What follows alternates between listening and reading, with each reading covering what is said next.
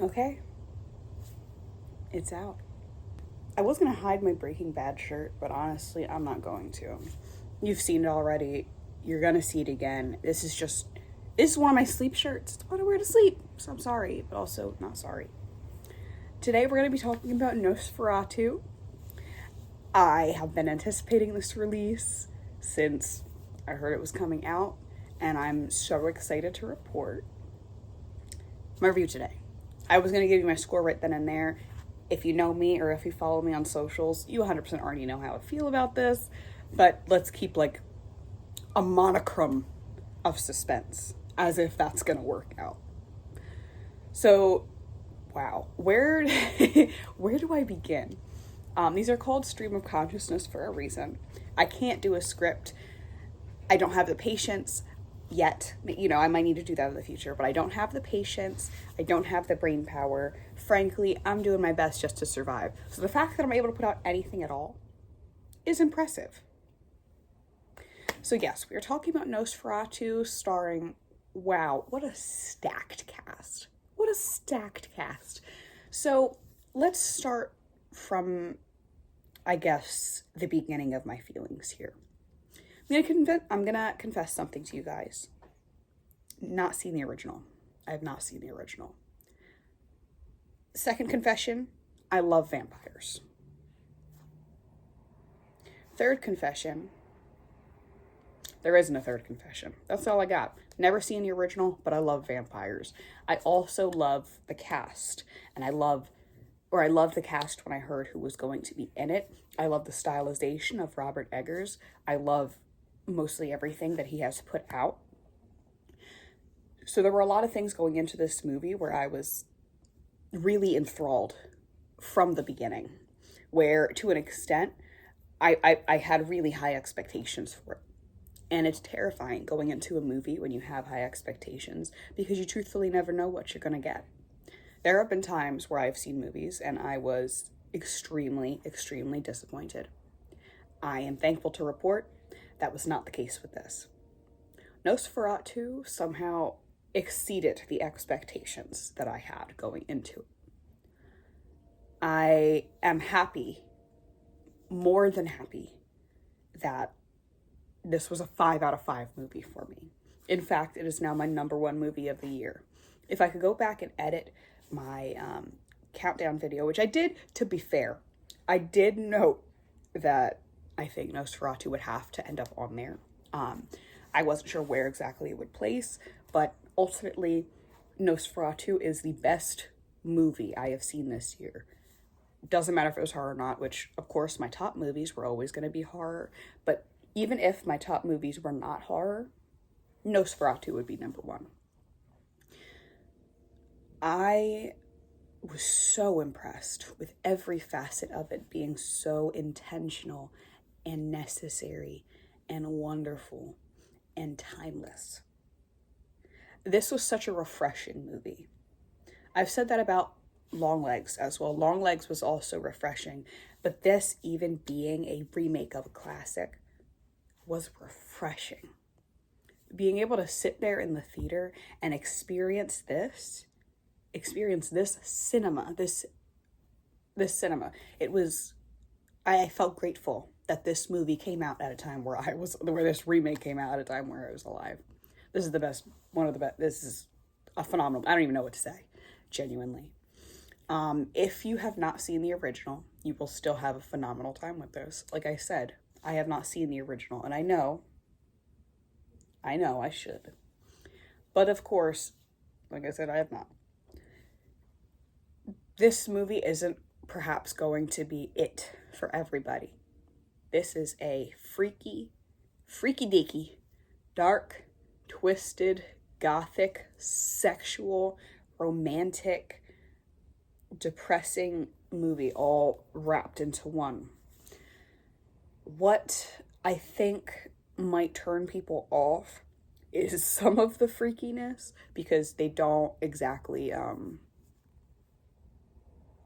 do I put this?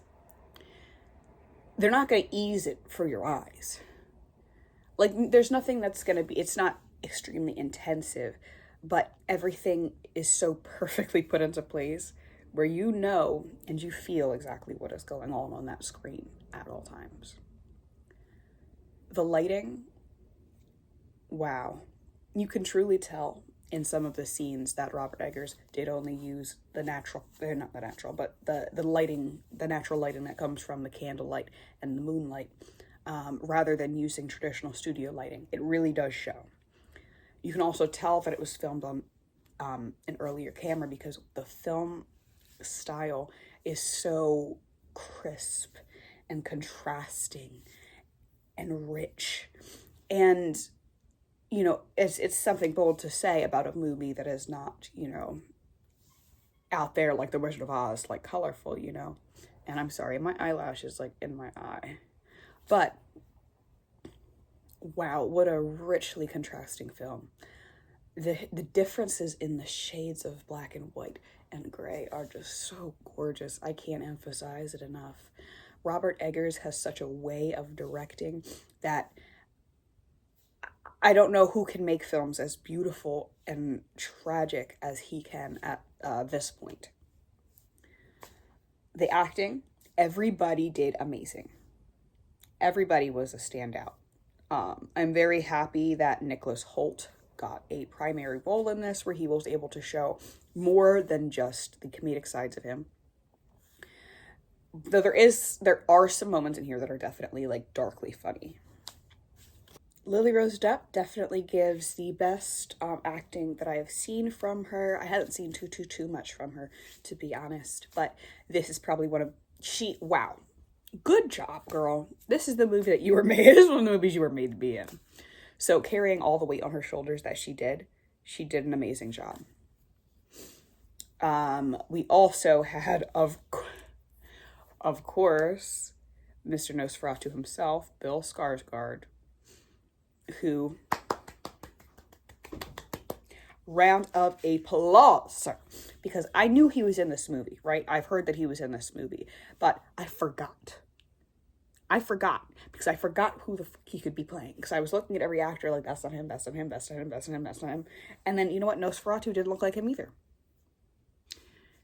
I was amazed. I was truly amazed. And the voice, you can tell the effort that he put into this. I heard that he did Mongolian throat singing to try to prepare himself to do the voice here.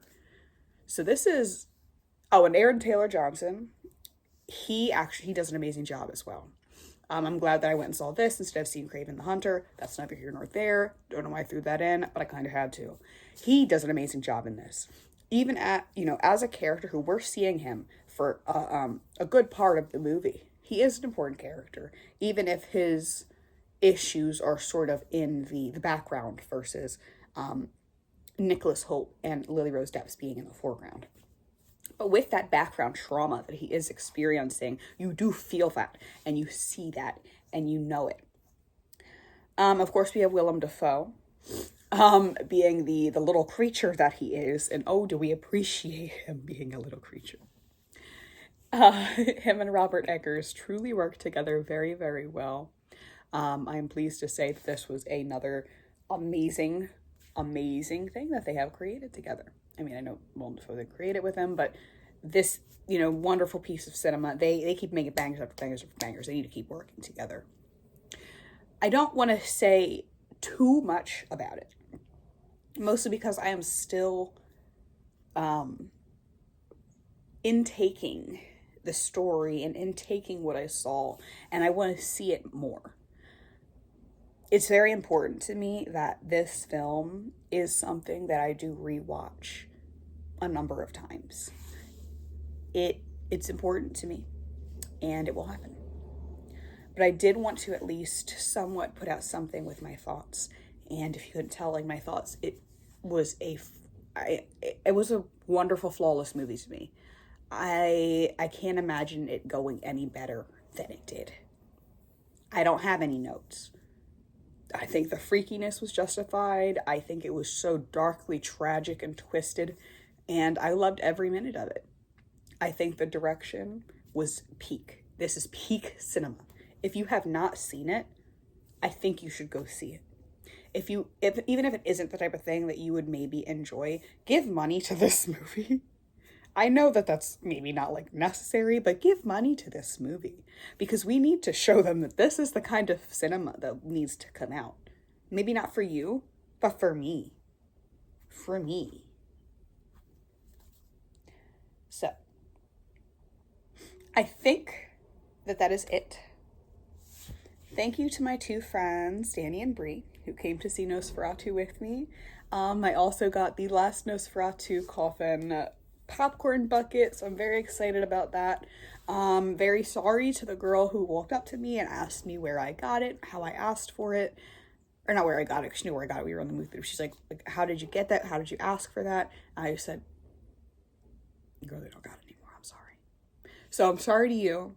I hope you get your popcorn bucket. They do have them online for sale for $30-something, and they start shipping in May, which is a little far off. But if you really, really want it, maybe you can wait. Because I got the last one there. Anyway, I'm gonna go get ready for work. Thank you.